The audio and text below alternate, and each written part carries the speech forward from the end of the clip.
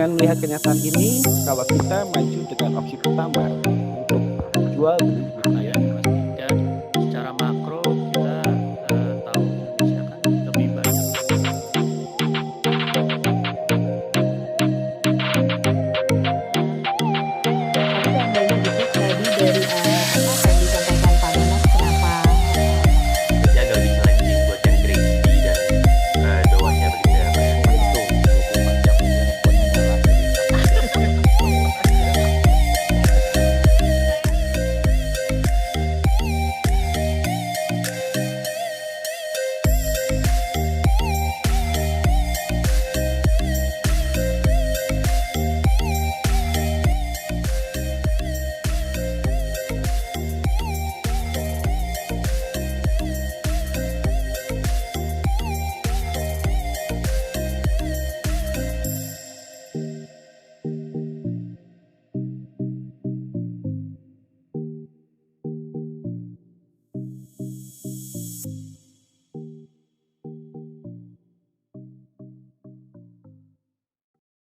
atau asking price yang tadinya tinggi itu jadi turun dan cukup signifikan. Dengan melihat kenyataan ini, kalau kita maju dengan opsi pertama untuk jual beli gitu ya, sebenarnya opportunity-nya terbuka buat investor. Di mana dalam situasi seperti ini, ketika supply-nya begitu banyak dan demand-nya rendah, tadi sudah dijelaskan Pak Denan, berarti kita akan bisa mendapatkan atau membeli lahan komersial dengan harga yang semurah-murahnya begitu ya. Karena landlord akan mempertimbangkan yang penting terjual. Kalau mereka memang benar-benar mau jual, mereka akan jual bahkan dengan harga di bawah pasar, bahkan di bawah NJOP. Nah, buat landlord tentu saja kalau mereka memang tidak berkeinginan untuk menjual, ini saatnya ya mereka jangan dijual tanahnya gitu ya. Karena ya harga pasti mereka tidak akan mendapatkan harga terbaik pada saat ini. Lalu kita kemudian maju ke opsi yang kedua tentang sewa lahan. Ya, untuk sewa menyewa lahan ini sebenarnya memang kita di sini karena case atau base klien kita adalah beberapa multinational company yang biasanya menyewa lahan itu dengan sewa jangka panjang. Kita melihat di sini sebenarnya ada opportunity yang terbuka nih buat pemilik tanah. Kalau kita menyewakan lahan kita secara jangka panjang, yang sudah pasti bahwa kita selama masa jangka panjang itu, yang maksud saya jangka panjang di sini 15 sampai 20 tahun, selama 15 sampai 20 tahun kita akan mendapatkan income yang stabil selama 15 dan 20 tahun itu. Lalu kita juga tidak perlu pusing begitu untuk acap kali harus memperbaharui kontrak, harus mencari tenan baru lagi begitu ya. Karena kita sudah aman tuh 15-20 tahun, kita pasti dapat income dari sewa menyewa lahan kita.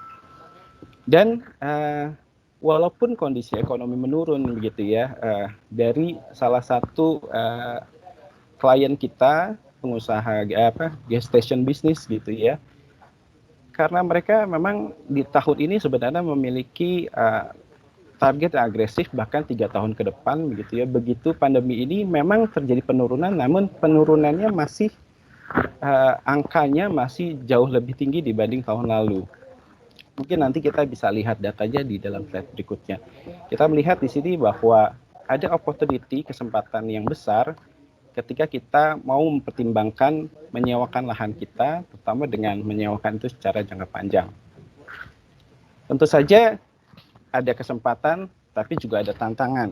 Ketika kita sudah menyewakan lahan komersial secara jangka panjang, ya keterbatasan mungkin ya selama 15 atau 20 tahun kita sewakan, ya lahan itu tidak bisa kita apa-apakan. Gitu ya. Kita tidak bisa kelola lain dan sebagainya.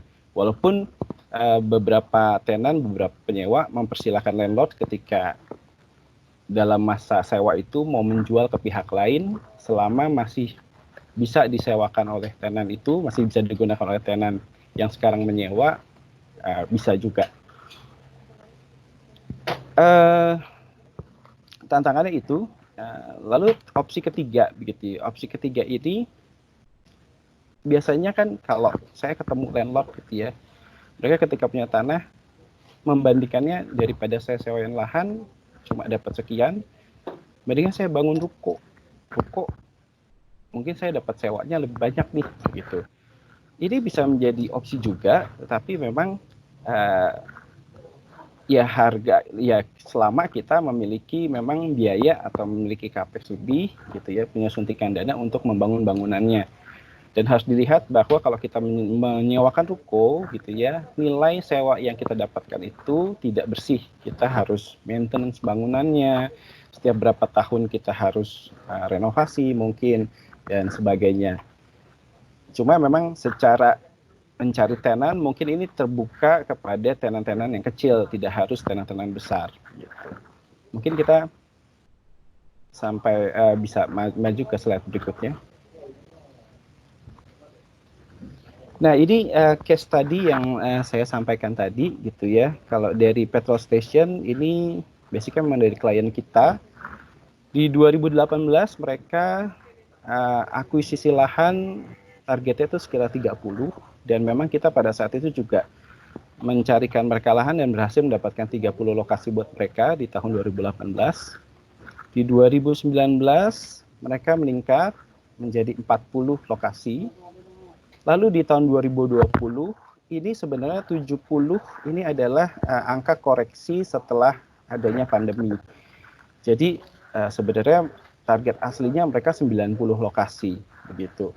Kalau ini pun diturunkan 70 bukan berarti mereka sebenarnya ekspansinya mau dikurangi dengan sengaja, tetapi memang karena kondisi dan situasi menyebabkan target ini menjadi kurang realistik kalau di set target 90. Jadi mereka menurunkan targetnya menjadi 70. Dari salah satu sumber juga di perusahaan F&B ini ada satu case di mana mereka juga ada kenaikan permintaan lahan komersial dari tahun 2015-15, 2019 dan 2020 ini juga meningkat sangat 2 kali lipat.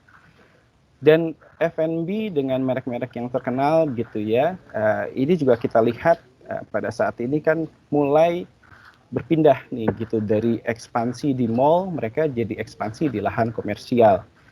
Dari 20 lokasi yang mereka targetkan di 2019 ini 100% adalah lokasi-lokasi baru non-mall, jadi standalone building di lahan komersial. Nah, dari case study ini kita melihat memang walaupun kita lihat secara keseluruhan kondisi ekonomi menurun, tetapi ada bidang-bidang tertentu, lain bisnis tertentu yang masih membutuhkan lahan komersial. Dan itu menjadi kesempatan buat pemilik tanah yang memiliki lahan komersial. Selanjutnya mungkin. Nah, ini sih sebenarnya kesimpulan dari yang tadi gitu ya. Jadi kalau kita punya sedikit advice kalau buat landlord di dalam era pandemi ini, saran kita adalah sebenarnya sih kalau kita tidak butuh-butuh amat gitu ya untuk menjual lahan kita, sebaiknya kita tahan, jangan dijual, dan kita pertimbangkan untuk opsi sewa.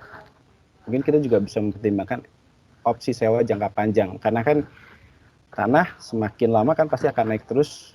Ketika kalau memang kita simpan terus pasti juga akan ada capital gain-nya juga gitu. Jadi kita dapat capital gain, dapat capital rate juga dari situ. Lalu kalau buat tenant atau investor, ya pada saat ini ya saat terbaik mereka untuk membeli. Atau jangan berhenti untuk ya mencari lahan baru, baik itu menyewa juga, karena pada saat ini juga karena opsinya mungkin buat pemilik tanah juga tidak banyak, mereka akan memberikan harga yang terbaik juga buat kita. Nah, buat agensi mungkin seperti Frank dan agensi lainnya begitu ya. Sebenarnya ini satu pasar yang mungkin kita mulai bisa lirik, karena biasanya kan agensi syarat itu dengan residential, office, apartment gitu ya. Kita kadang-kala tidak melihat potensi ini. Sebenarnya transaksi di lahan komersial ini sebenarnya saat ini masih cukup baik gitu ya. Itu sih mungkin kalau dari saya ya. Nah, sudah tidak ada slide berikutnya. Nah, ini kalau slide berikutnya sih lebih kepada capture dari beberapa media ya di dalam ini tahun ini semua gitu ya. Kita lihat di sini contohnya McDonald's gitu ya, dia mau buka 40 lahan pada saat ini tahun ini. Terus kita lihat di sini ada Shell menambah tambah SPBU di Jabar dan Jatim. Terus kita lihat di sini juga ekspansi retail BBM, BP segera bangun 305 unit SPBU gitu ya. Jadi di sini memang case-nya karena ini sangat dekat dengan klien kita, ada McD, Shell, BP, kita lihat ya industri fast food, industri petrol station ini ekspansinya masih besar-besaran di tahun ini. Itu sih mungkin kalau dari saya, mungkin nanti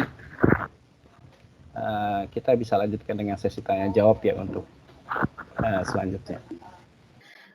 Mungkin saya juga baru masih awam juga ya seputar sewa menyewa lahan ini. Sistemnya boleh minta penjelasan seperti apa nggak sistem sewa lahan ini, Pak? Sistem sewa lahan ya, mungkin saya bantu jawab ya. Kalau sewa lahan ini kan kalau klien-klien yang biasa kita tangani adalah klien-klien multinasional company sih rata-rata gitu ya, atau ya perusahaan besar lah gitu ya yang menyewa secara jangka panjang. Biasanya mereka memang menyewa jangka panjang, kalau untuk masa sewanya biasanya 15 sampai 20 tahun. Dan rata-rata sih kalau untuk pom bensin atau fast food restoran gitu ya, mereka butuh lahan tuh di kisaran ya 1.500 sampai 2.500 meter persegi. Dan biasanya ya mereka sewa memang 20 tahun, tapi pembayaran biasa memang per termin, biasanya 3 tahun di muka, 5 tahun di muka, ya berdasarkan negosiasi. Seperti itu sih. Jadi biasanya ya secara general, cuman mungkin ada hal lagi yang ingin diketahui. Mungkin kayak misalnya perusahaan-perusahaan itu kan berarti harus bangun bangunan juga, Pak. Nah, nanti kalau misalnya masa sewanya habis gimana? Jadi gini, biasanya kalau klien kita, kenapa mereka set sewa jangka panjang 15 sampai 20 tahun gitu ya. Karena menurut mereka biasa menghitungnya ya karena dengan 15 tahun aja gitu ya, mereka sudah bisnisnya sudah berjalan dengan baik di situ. Istilahnya mereka sudah BEP, sudah dapat keuntungan cukup gitu ya selama 15 atau 20 tahun itu. Jadi seperti itu. Jadi kalau bangunan memang setelah berakhir ya itu kalau pom bensin dibersihin lagi, diangkut lagi gitu ya, diambil lagi, dikembalikan lagi tanahnya dalam kondisi semula. Memang sudah cukup menguntungkan sih kalau untuk 15 sampai 20 tahun. Nah, kan tadi misalnya orang biasa punya lahan gitu, Pak, ada potensi untuk disewakan. Misalnya lahannya kecil-kecil, kira-kira potensialnya bisa buat properti apa sih, Pak? Oke, tadi kan kalau saya bicara multinational company, F&B, petrol station gitu ya, mungkin kebutuhan lahannya kan sekitar segitu tuh agak cukup besar, 1.500 sampai 2.000. Kalau kecil-kecil tentu saja yang jelas tidak memungkinkan untuk pom bensin atau fast food restoran seperti itu. Ya, option berikutnya mungkin menurut saya sih either itu bangun ruko atau ya disewakan ke retail kecil seperti mungkin Tiki, JNE yang tidak butuh lahan-lahan besar gitu. Tapi atau tetap mungkin untuk jangka panjang. Biasanya yang bisa gini, ketika investasi mereka tidak terlalu besar, jadi mereka menyewa mungkin lahannya nggak terlalu besar, mereka membangun bangunannya juga tidak terlalu besar gitu ya. Biasanya mereka juga akan melihat nih apakah yang paling menguntungkan menyewa 15 tahun atau cukup 5 tahun gitu ya. Kalau kita lihat kayak outlet misalnya, ya saya nggak mau sebut brand, tapi ya kan mulai ada PHD, Hoka Bento yang delivery, yang perusahaan kayak gitu kan, mereka kan cuma sewa tuh kecil-kecil ya. Mereka biasanya sih tidak sewa jangka panjang karena hanya dengan mereka BEP-nya juga lebih cepat. Karena mungkin mereka cuma bangun bangunan kecil gitu ya, invest yang nggak terlalu besar, sewa 5 tahun sudah menguntungkan buat mereka. Jadi biasanya ini tergantung ini sih, mereka akan hitung nilai investasi mereka berapa.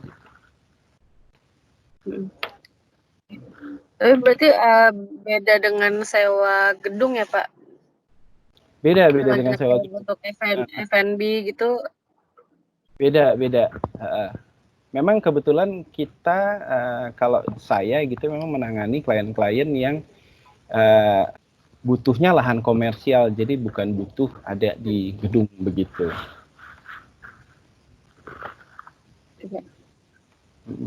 Pak Nabil, jadi mungkin perlu diluruskan sedikit mengenai definisi topik diskusi kita ini. Ya. Jadi yang kita fokuskan di sini nih lebih ke misalnya ukuran lahan atau ukuran properti yang skalanya agak besar. Jadi bukan skala misalnya kios atau toko di mall, bukan seperti itu. Jadi yang kita fokuskan di sini misalnya lahannya kurang lebih ya 1 hektar ke atas. 1.500 sampai 2.500. Betul. Iya. Gitu. Jadi memang ukurannya agak besar. Gitu. Ya, semoga lebih jelas ya. Ya, siap. Soalnya memang case-nya agak beda gitu ketika kita punya lahan yang ukuran segitu sama kita punya kecil-kecil cuma 500 meter. Jadi ya itu beda case lagi sebenarnya gitu ya. Selanjutnya mungkin dari penurunan suku bunga itu tadi Pak, pengaruhnya seberapa besar sih Pak ke properti?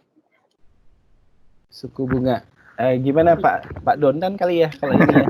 Ya, oke, saya coba bantu ya. Oke, thank you Mbak Nabil. Ya ini kan salah satu cara dari pemerintah untuk merespon krisis yang sekarang. Salah satunya dengan instrumen-instrumen moneter, fiskal dan seterusnya. Memang dari 4,5 diturunkan lagi 4,25 harusnya cukup menarik jika dalam kondisi berbeda. Nah, tapi ini kan belum ada pengalaman nih, tidak ada negara di seluruh dunia yang punya pengalaman menangani ini. Jadi kita harus menunggu apakah ini berefek positif, apakah ini bisa merecover. Ya kita harus menunggu karena yang bisa dilakukan pemerintah kan dengan merilis regulasi-regulasi dan aturan-aturan gitu. Nah uniknya kalau mau lebih spesifik lagi, Indonesia itu ekonominya dibangun oleh konsumsi Mbak. Jadi konsumsi itu berada di misal tukang bakso, tukang sate, jadi UMKM lah ya, informal. Nah mereka ini kemarin sampai saat ini terdampak gitu. Nah mereka so far tidak terlalu menikmati fasilitas-fasilitas seperti ini kan gitu. Nah jadi ya memang ini untuk gearing up, balik ke pertanyaan Mbak Nabil tadi, memang bukan pekerjaan satu sektor sih, ini semuanya gitu. Jadi ya kita harus menunggu sih. Kalau untuk di sektor properti di bidang perumahan khususnya residensial rumah landed, pemerintah lewat OJK udah merilis aturan untuk meringankan jika ada potensial non performing loan ya dari nasabah yang nggak bisa bayar. Tapi itu subjek ya. Jadi case by case basis. Nah itu sementara ini nampaknya justru yang middle low masih bisa. Artinya mereka yang punya KPR yang rumah-rumah middle low justru masih sanggup bayar lah so far gitu ya. Belum masif gitu ya. Tapi nanti kita harus lihat karena seperti yang saya bilang di awal, kuartal 2 bocorannya dari Kementerian Keuangan dengan kontraksi minus sebegitu besar. Nanti efeknya biasanya di kuartal berikutnya tuh mulai lebih terlihat lagi ya, mudah-mudahan sih bisa lebih baik sih Mbak. Seperti itu mungkin Mbak. Oke Pak. Kalau gitu proyeksi kuartal 3, kuartal 4 bakal seperti apa Pak? Nah ini pertanyaan yang paling sering ditanya, tetapi jujur honestly speaking saya nggak punya jawaban. karena ini unik ya Mbak, ini bukan krisis ekonomi, tapi krisis humanitarian ya, terjadi sama saya, terjadi sama Mbak, terjadi sama kita semua di Jakarta, di Jawa, di Indonesia, seluruh dunia gitu. Jadi ekonomi justru terdampak setelah ini, jadi domino efeknya adalah karena ini gitu. Jadi ini juga kembali ke masing-masing negara untuk bisa recover. Kita nggak bisa bandingin sama Taiwan gitu ya, yang COVID-nya sangat rendah, karena kan Taiwan pulau kecil, terisolasi. Sementara Indonesia besar sekali penduduknya, sekarang Jakarta udah lewat, beralih ke Jawa Timur. Ya kita berharap yang terbaik supaya ini nggak bisa terlalu lama sih. Tidak bisa, supaya kita bisa berkegiatan normal lagi ekonomi kita. Ya, saya bisa jawab maksimal itu, Mbak. Ya Mbak Nabila, kalau saya boleh kasih insight sedikit gitu ya, ini kan kalau dalam situasi seperti ini kan semuanya kan, wah properti ini terimbas gitu ya, Iya, seperti sudah tidak ada harapan lagi gitu ya. Tetapi kalau saya mencatat transaksi lahan komersial yang kita tangani gitu ya, itu dari Maret sampai Juni kemarin, itu kita ada 26 transaksi hanya untuk lahan komersial Mbak. Ini membuktikan bahwa ya pandemi ini untuk beberapa bidang usaha gitu ya, untuk perusahaan tertentu itu sebenarnya tidak terlalu berimbas kepada investasi mereka atau expansion plan mereka gitu ya.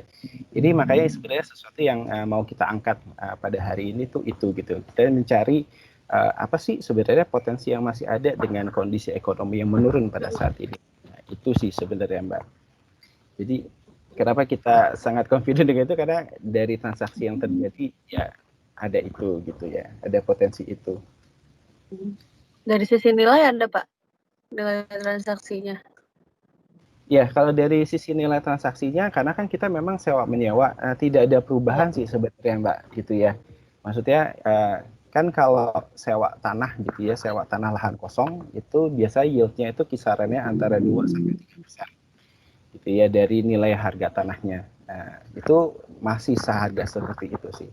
Gitu.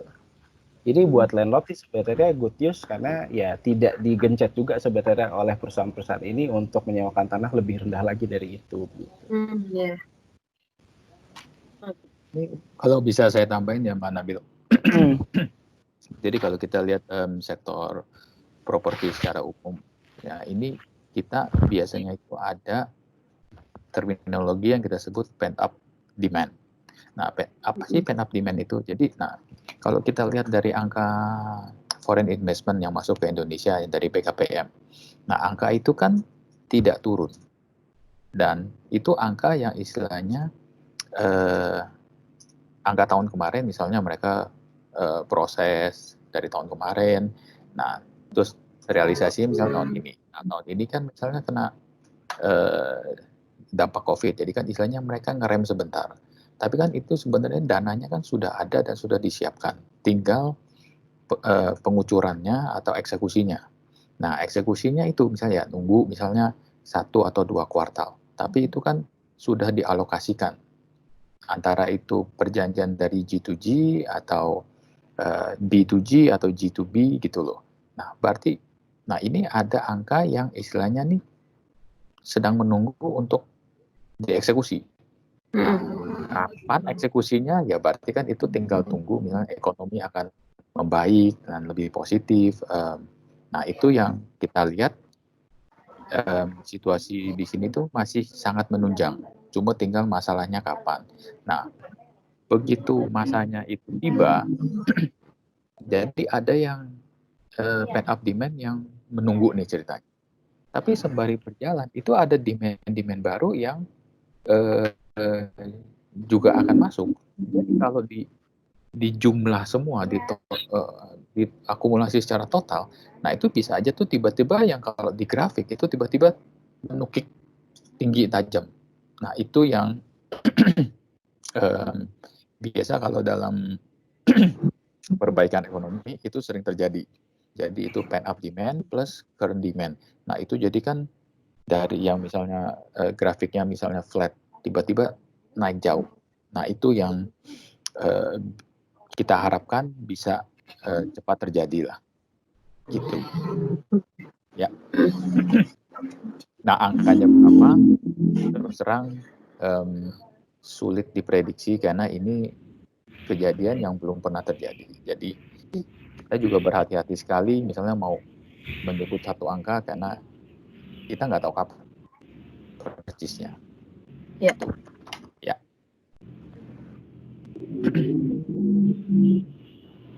Aku boleh tambahin sedikit ya. Ya. Oke. Silakan. Untuk lahan komersial ini kan memang sedianya adalah lahan-lahan dengan nilai terbaik, dengan pemanfaatan harusnya juga yang tertinggi dalam hal ini. Jadi ketika kita melihat potensinya, kita perlu melihat dalam kondisi saat ini apa basic need masyarakat yang masih jalan, apa sektor-sektor yang menjadi potential winner dalam hal ini. Jadi kalau kita lihat food and beverages, ini kan as a basic need for community, ini nggak mungkin mati industrinya gitu. Sehingga permintaan pada sektor FMCG kah, food and beverages kah, ini pasti terus akan menjadi generator atau prime mover dalam penggerak ekonomi, khususnya di kondisi yang seperti saat ini. Dan kalau kita lihat bahwa di tengah masa transisi ini mungkin kita agak hati-hati dalam hal ini untuk melakukan traveling atau bergerak atau melakukan aktivitas. Namun untuk para productive ages pastinya nggak punya pilihan kecuali tetap beraktivitas. Dan dalam proses beraktivitas kita mau tidak mau as a basic need kita memerlukan misalnya tadi fuel atau bahan bakar, which is petrol stations mungkin bisa menjadi salah satu yang diindikasikan memiliki return yang paling produktif saat ini selain food and beverages dalam konstelasi FMCG tentunya itu. Jadi ini adalah di antara sektor-sektor yang tetap berjalan, tetap hidup meskipun mungkin ada dinamika global mungkin ya dan nasional yang akan mewarnai dalam proses fluktuasi return-nya. Pastinya itu. Saya rasa itu. Oke, terima kasih Mbak Sari untuk penambahannya. Kalau selanjutnya mungkin dari lokasi yang ada saat ini yang paling potensial bisa masih kembali pulih atau lebih cepat bangkit tuh di daerah mana aja sih Pak? Terus strateginya apa dari pemilik lahan yang bisa dilakukan misalnya untuk segera menjual lahannya? Kalau pemilik lahan tadi saran kita sih justru jangan jual lahannya gitu ya.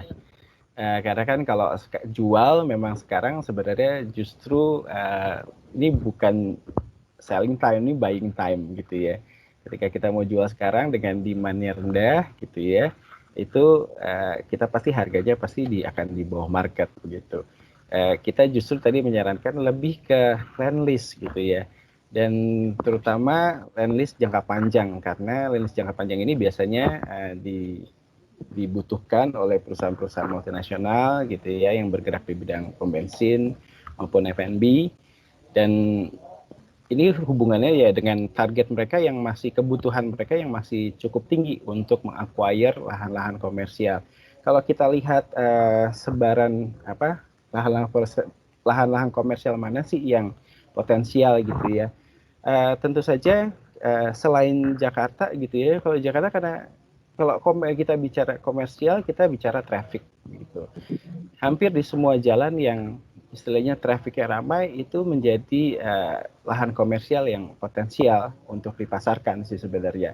Dan kalau saya melihat pemetaan yang dilakukan, yang ekspansi yang dilakukan oleh klien kita gitu ya, salah satu gas station itu kita bahkan sudah ke pinggir-pinggir nih, kita sudah sampai ke daerah Balaraja, kita sudah ke Kerawang gitu ya. Jadi sudah ke mana-mana sih sebenarnya. Jadi tidak terbatas aja nih sebenarnya kalau untuk lahan komersial hanya di Jakarta, tetapi di pinggiran juga itu ternyata memiliki potensi juga gitu untuk disewakan ke perusahaan-perusahaan besar seperti gas station dan F&B gitu.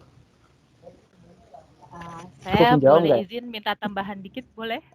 Boleh. Oke. Makasih Pak Kris. Saya rasa kalau terkait wilayah ya yang menjadi potensial dalam hal ini untuk lahan komersial, pastinya yang bisa kita garis bawahi satu adalah lahan komersial pasti adalah wilayah dengan fasilitas tertinggi, wilayah dengan infrastruktur terbaik. Tapi dalam hal ini di kondisi saat ini kalau kita mendapatkan pertanyaan dari investor kira-kira Koridor mana yang paling potensial di tengah pandemi untuk kita mengenerate bisnis, kira-kira itu. Saya rasa kita perlu melihat kondisi pasar dalam hal ini ketika kita ambil dua perspektif, petrol station atau food and beverages, maka wilayah lahan komersial yang dekat dengan lokasi-lokasi kantong-kantong permukiman itu adalah wilayah-wilayah terbaik. Karena food and beverages pasarnya adalah kantong permukiman. Dan wilayah terbaik lainnya diantaranya adalah wilayah lahan komersial yang dekat dengan gedung perkantoran. Karena dalam hal ini para pekerja menjadi sektor pasar yang produktif untuk si food and beverages sendiri ya. Dalam hal ini pasti ada kebutuhan untuk pemenuhan konsumsi dari gedung perkantoran gitu. Jadi dua spot itu kantong permukiman dan konsentrasi wilayah dengan konsentrasi gedung perkantoran merupakan wilayah spot-spot yang bisa jadi potensi utama untuk mengembangkan investasi di lahan-lahan komersial ini. Ya. Sedikit tambahan juga nih, Mbak Nabil. Jadi yang sekali lagi yang kita diskusikan sekarang ini lebih ke lahan atau properti yang BEP-nya atau ROI-nya itu jangka panjang. Jadi bukan yang kita lihat misalnya dalam setahun atau 2 tahun bisa mengenerate profit atau capital gain. Jadi yang kita lihat itu misalnya seperti Pak Kris bilang tadi. Jadi perusahaan-perusahaan MNC yang melihat lahan agak besar. Dan juga kalau mereka sewa pun itu bisa 15 sampai 20 tahun. Nah, 15-20 tahun itu tuh sepanjang masa berlaku HGB. Kurang lebih. Nah, berarti kan itu jangka panjang sekali. Jadi bukan skala misalnya kios-kios makanan yang kecil-kecil yang istilahnya sewanya tahunan, setahun 2 tahun gitu. Enggak, yang kita lihat itu skalanya tuh yang seperti McDonald's, Pizza Hut, KFC yang kalau misalnya sekali mereka masuk atau mereka bangun stand-alone building, drive-thru misalnya. Nah itu tuh bisa puluhan tahun. Atau misalnya SPBU, pom bensin, yang kalau misalnya